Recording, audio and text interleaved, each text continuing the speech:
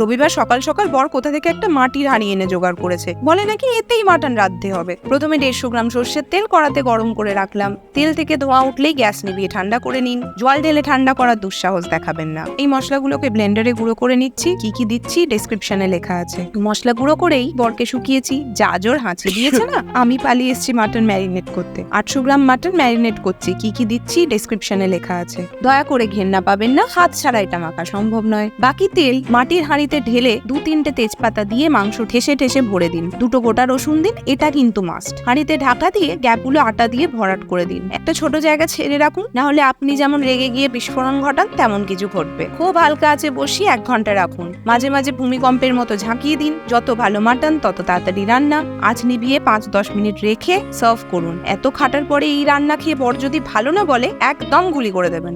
দেখতে যা ব্যাপক হয়েছে আমি লিখে দিতে পারি, গুলিগোলা কিচ্ছু চালানোর দরকার পড়বে না।